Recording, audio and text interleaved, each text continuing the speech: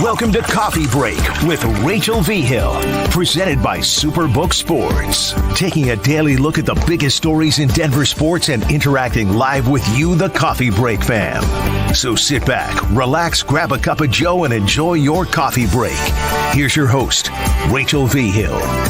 The NFL trade deadline has come and gone, and big news dropped last night. And one of my favorite people on the planet is joining us this morning, the very own Romi Bean from CBS 4. Romi, how are you today?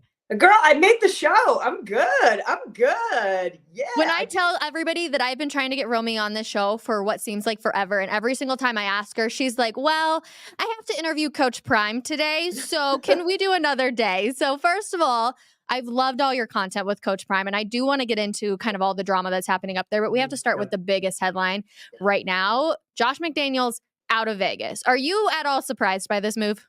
Bye, Joshy. No, I'm surprised that he got a second head coaching job. And let's be honest, I'm surprised he got that job after what he did to the Colts in Indianapolis. That was one of the most Bush League things we've ever seen, right? You just leave them in the middle of the night. But no, I'm not surprised at all. What I am surprised at is that the tenure is oddly similar. I mean, almost the same amount of games, almost the same disaster. And the truth is, what we saw happening and what we started to hear from the players was the exact same thing that happened in Denver. He said he learned his lessons. He said he grew up. There was a piece of me that thought, maybe he did, like he's older, whatever. Yeah. Same old Joshy. I think it is time for the NFL to learn the Bill Belichick coaching tree is not a tree. It is a branch, it is a stump, and it is Bill Belichick. And that is it, right? I'm not that surprised, but it really comes down to, I think, there's a lot of things. I mean, you made some of the most boneheaded calls this year. But as a manager, as a person, as the way he is with people, we saw it here in Denver. There are countless stories for those people who lived through it. And now it's the same thing in Las Vegas. So no, I'm not that surprised at all. It is kind of unfortunate that the Broncos never beat him. That's kind of a bumski. But I do have people kind of coming at me, and I'm like, these are like two different entities. The fact that the Broncos didn't beat him and the fact that Josh McDaniels is just like a disaster of a head coach and should never be a head coach again. Like Broncos and Raiders fans agreeing on something. That very rarely happens. But believe it or not, I would not be surprised if some other team in the NFL is like, we'll give him one more shot and see what can happen, which is crazy because it seems like it's the culture that whatever it is out there, it's the culture. And that's where you're just not finding the connection between him and his players and other management. I was last night, I'm like scrolling on Twitter, obviously right before I go to bed. And I'm like, oh, this is some breaking news. Okay. I'm also like, well, I mean, I think if you're a Las Vegas fan or you're a Raiders fan, you're a little maybe disappointed that this didn't happen before the trade deadline because you would have maybe have liked to see Davante Adams get traded and possibly have gotten some picks for him. But also, did you see the news about Jimmy Garoppolo this morning? Yeah, I mean, this whole thing is crazy. Even when you go back to, I think this all started with the whole Derek Carr situation. Yeah. Like at the end of the day, Davante Adams didn't want to be a Raider. Davante Adams wanted to be Derek Carr's teammate. And you can see how miserable he is. And then they're not trading him. And it's, I think I would love to at one day know what really, really happened in that Derek Carr situation. But one thing we know about Derek is he was beloved by his teammates. Do I ever think he was going to be an elite quarterback? No. But he was beloved. And to do him the way you did him in that exit and dismiss him the last 2 weeks of the season, right? And then it's when your best players are as unhappy as Davante Adams is, you've got issues, and that is culture. You hit the nail on the head. It's culture. He does not know how to build a culture, and he's a guy that he doesn't earn respect. He just expects it. Yeah. Right? He thinks he should get the respect that Bill Belichick got, and Tom Brady's giggling somewhere that everybody's suffering without him. But then you go to Jimmy G. Okay, low key, I did draft Aiden O'Connell in my Dynasty League, so I'm a little bit excited about this. It's a Dynasty League, though, so I don't have to play him right away. But again, it's going to be interesting to see what happens with Jimmy G and and benching him and giving Aiden O'Connell not a great sample size so far. It's been small, but Romy, it's just crazy when you think about, and I mean, we've even been on this kind of ride with the Broncos. Like when Jimmy G went to the Raiders, all of a sudden they were contenders. Like everyone was talking about, oh, the AFC West is going to be so hard again. And this entire ride. Now we're here. They're going to bench Jimmy G. So if you have him in fantasy, everybody, I'm sorry. Granted, you weren't probably raking in that many points anyways. But yeah, Aiden O'Connell's coming in. But it's kind of like the same thing with the Broncos, where we were like on this really, really low. And all of a sudden we're very much on this high of like, oh my gosh, they beat the Chiefs. Like, what's next? Yeah. Well, and the thing with Jimmy G too, I mean, that's connected directly to Josh McDaniels, right? If the Jimmy G experiment had to work out for McDaniels to work out there in Las Vegas, right? So that's another reason that it's not a huge surprise, I guess, that they're finally getting rid of McDaniels. One thing that is humorous is the amount of money they owe him and Gruden, right? I mean, we got a bag on the Raiders. Like it's just funny that this is happening. I did have one fan. I'm totally taking a left turn. He was like, "We believe," because I was like, "We told you so." He's like, "We believed you. It was the bowl haircut that did it, right?" You know. So I was like, Mark Davis needs a new haircut. But yeah, I mean, it's and again, you start thinking about, what does Devontae Adams think? I mean, he's obviously not happy with Jimmy G, but how does he feel now? You didn't trade me. You told me you weren't going to trade me, and now you're starting Aiden O'Connell, right? There's so much work that has to go to build that organization back up and to get back on the right track. And, you know, honestly, I thought they should have hired Rich Bisaccia last year when he came in, or 2 years ago, when he came in as the interim. Players loved him. They boat raced the Broncos, but, you know, is one of those guys, again, you wanted to go for the big flashy name sometimes, and I'm not in those meetings, but you got to think it doesn't have to be the big flashy guy, right? No. Because you never know which head coach is going to be great. And he was right there in front of you. I think they should have given Bisaccia a try. I know, and we can all remember that game for them to, what was it, to advance to the playoffs, right? Yeah. Like it was for them to get into that wild card spot against the Chargers, and everybody was just freaking out about that game. And yeah, they go out and win it, and so everyone's like, well, maybe they do give him a shot. And then no, of course, owners are like, let's find that flashy name, like you said. Speaking of flashy, Deion Sanders.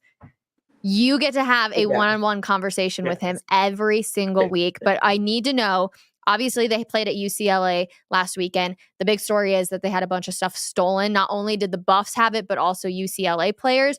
What did you hear out of Deion yesterday from him about the situation? I mean, the whole situation's like, it's unreal. It's such a sad and unfortunate situation that these kids are going to play games. And the people that are like, oh, well, they made themselves targets. Like, stop it. Stop it. What are you talking about? Stealing, first and foremost, I don't have to tell you, is never correct. But for these guys to go and be playing a game and then to have their stuff ransacked, however it happened, which is a very fishy situation. Also, why aren't locker rooms locked up? I mean, like, the whole thing is weird. We know this with our credentials. I can't go walk in a locker room at halftime. Are you kidding me? So, I can barely walk to get, like, I don't know, popcorn sometimes without people staring at me. Unbelievable. So the whole situation and the whole, like, Pasadena PD, we're still looking for, you know, footage. Come on. The whole thing is, but that's I think that's another thing entirely in of itself. I thought the interesting points of it was, you know, I like that Deion Sanders called out the NCAA. He's not wrong. He's like, you have to say something about everything. Which they do. So do something about this, you know, and we'll kind of see what comes up of it. It's kind of crazy to me that they still don't have any video footage, this, that, or the other. But, you know, it was funny because we have a player every week on the show as well. We had Levante Bentley, which he's great. And he said, you know, I personally don't ever bring anything, you know, to games. Yeah. He's like, but now we definitely, none of us are. But these guys shouldn't ever have to feel like they can't. Like, the people who aren't into the flash and whatever, fine. You want to be a hater, fine. These guys should never feel like their safety is in question, or these things that they have worked for and earned for, or maybe been gifted, whatever it is. Mm-hmm. The fact that anyone could be happy that young people are having things stolen from them is insane. I like that he called out the NCAA. I like that he demanded that, you know, things get replaced. We'll see what happens. It was interesting that he said, right, they didn't have insurance. They didn't teach the guys about insurance. It's a life lesson for, I guess, all those guys, right? Shoot, even myself, I'm just starting to learn about insurance. You think when I was in college, I was like, oh yeah, I need to make sure I insure all of this random crap that I've been gifted. Like, that's not realistic. we're not taught about financial literacy, At all. right? Like let's drop home ec in high school and let's do a financial literacy course, maybe, right? How to balance a checking account, Checkbook. a checkbook, whatever, right? Like, but the situation is crazy, and the part that disappoints me is the amount of people that are like, it's a conspiracy, or they deserved it. It's just that's insane. People. I know. Yeah. It really, really is. Broncos beat the Chiefs, Romi. It was fun to be there on Sunday. We saw very, very positive attitude. Oh my God. I felt like everybody was so happy. Even Sean Payton was kind of like throwing a few jokes out there, like getting some chuckles. The one person, though, who still seemed very serious, and I wonder if it's because he's not exactly thrilled about his play, was quarterback Russell Wilson. I'm curious about your thoughts on his play so far this season. Yeah, I think that when you look at Russ in general, there's like these two dichotomies. It's like the defend Russ camp, and then there's just the no matter what happens, Russ is terrible camp. But Russ's big picture vastly improved from last year. That there's no doubt about that. But I think that there's still a lot of situations that sometimes it'll boggle my mind. I'll say, man, I can't believe the guy has been in the league this long and he seems to lack situational awareness. Like a lot of times, like how many times do we say, man, you got to get rid of the ball there. You can't take that sack. You got to throw it away. Right. Stuff that sometimes you're saying about first, second, third year quarterback, right. In general. And I don't know if part of that is you start to see like seeing ghosts, right? Like, I think there's still that from last year where you start to, sometimes it feels like you see the panic a little bit more in Russ, of kind of that Russ we saw last year. But I think in general, it's really interesting because clearly the scripted plays are set up very well for him to succeed. And I think that it's one of those things that, one, I guess the league has changed, but two, accepting that you're a little bit older. Russ has made his money on being able to scramble and Patrick Mahomes it, if you will, and extend those plays. And there's two sides of that. One, he's not as fast as he used to be. Two, guys are just bigger, stronger, faster. These pass rushers are insane right now. And I think that Russ has to come to terms with like he's not that guy anymore, right? Yeah. So there's a mix because there are times where we just see, I think where he's fantastic, and there's times where it's how did he miss that wide open guy? He misses a lot of wide open guys. So, right, all of these things. But I think the biggest thing of setting Russ up for success is to continue to let the run game flourish. And when it does, it really opens up the deep shots for him. And we saw that in this last game. This was the first game where I feel like, oh my gosh, you committed to the run start to finish. And then look what happened with finding Jerry Jeudy, right, and finding those deep balls. And so I think it all comes down to being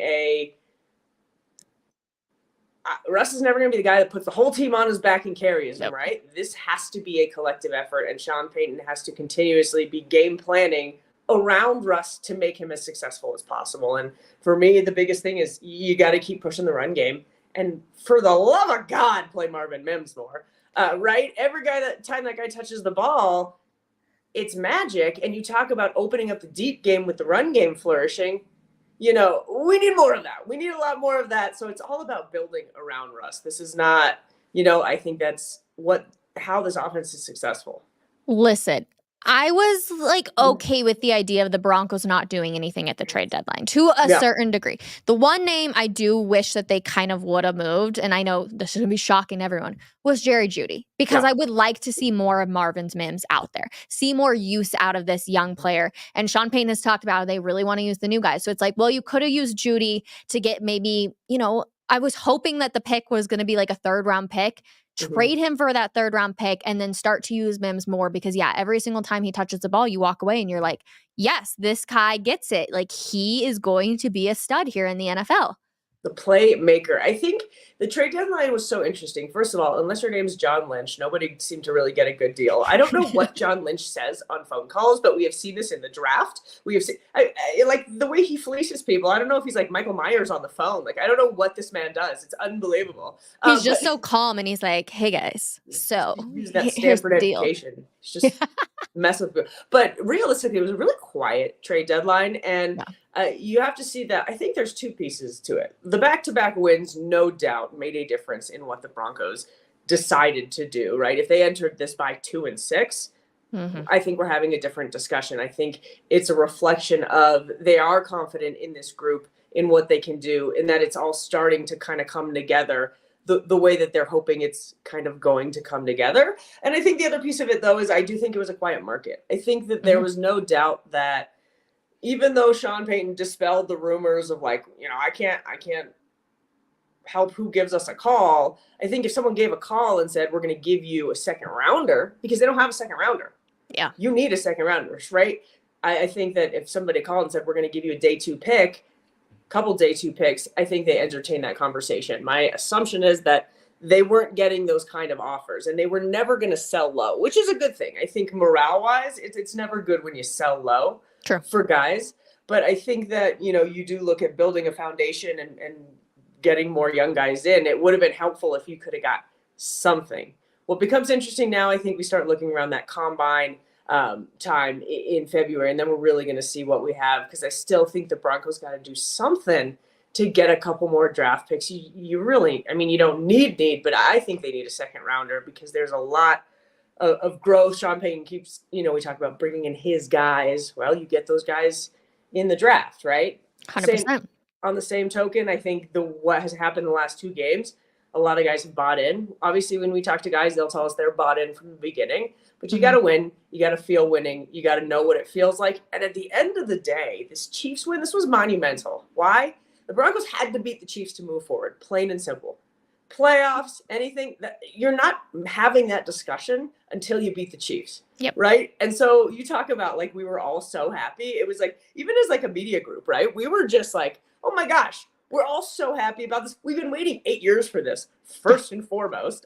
Also, shout out to a lot of the Chiefs fans that like totally got it, that loved the Taylor Swift thing. Like, there were petty ones, but there was a lot of them who were like, we get it, because I can't tell you how many Chiefs fans I've had say to me, yeah, you know what? This is what it was like when you guys had John Elway. This is what it was like when you guys had Peyton Manning. That's exactly what's happening. The tables have turned. Patrick Mahomes has 10 years left in the league. So they get it. They've lived it too. So shout out to those guys. But you had to do this. This was like a monumental win in terms of knowing that they can do it now, right? Mike McGlinchey saying this is one of the biggest wins of his career. A guy who's won some significant playoff games. Yeah.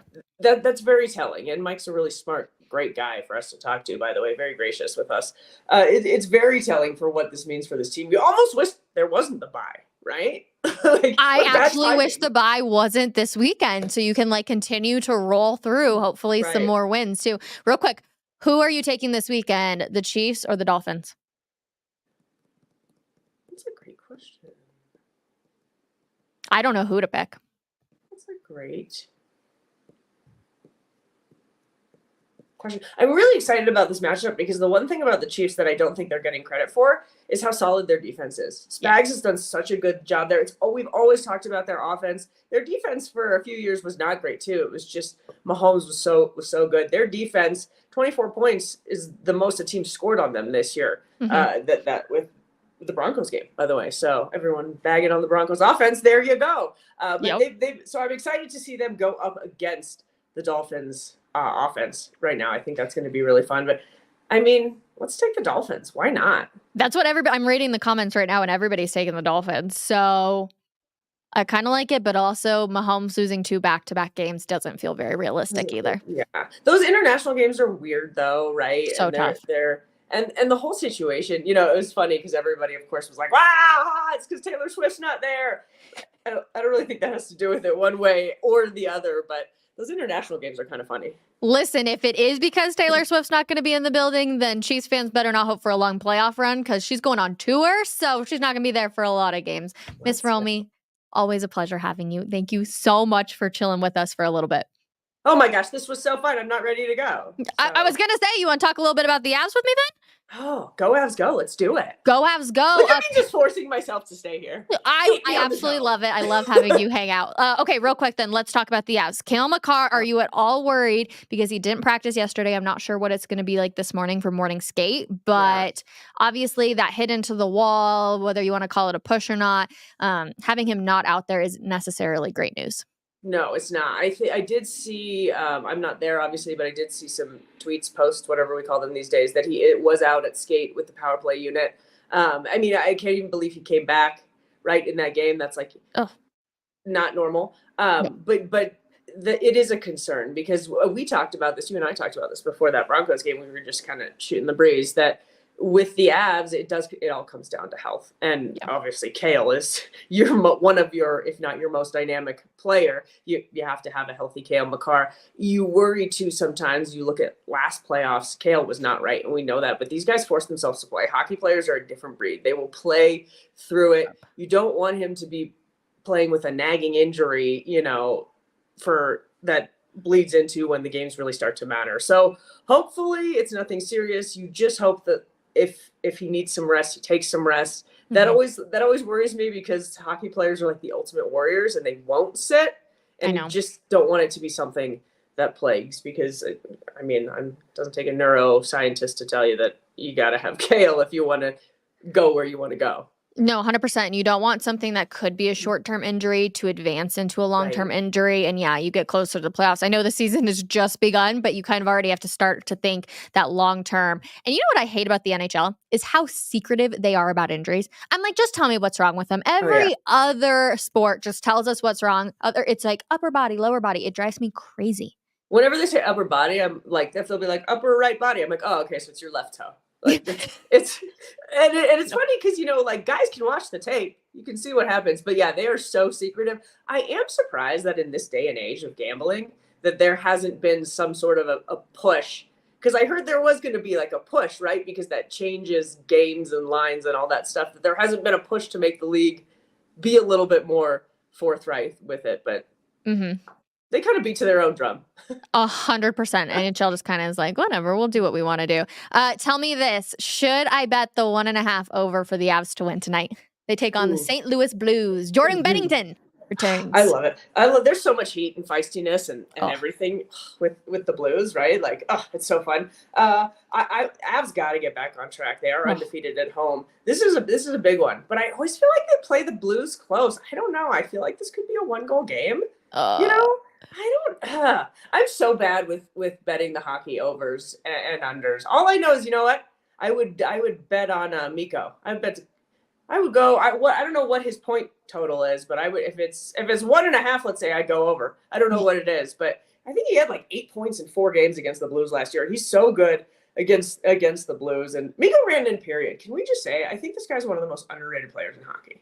He's literally the most underappreciated player in the NHL. I have been screaming this from the rooftops for so many weeks, and it's so true. And I finally saw the Spitting Chicklets finally came out and said it, and I was like, I have been saying this for so long, so thank you.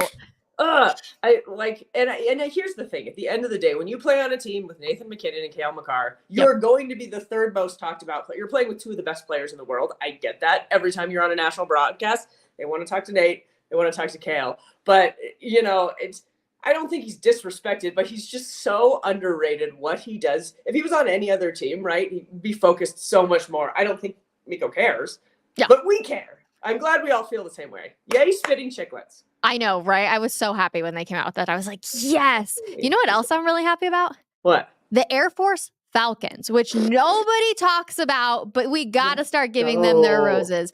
They, for the first time ever, cracked the top 25 of the college football playoff rankings. They're number 25. You guys, this is a big deal.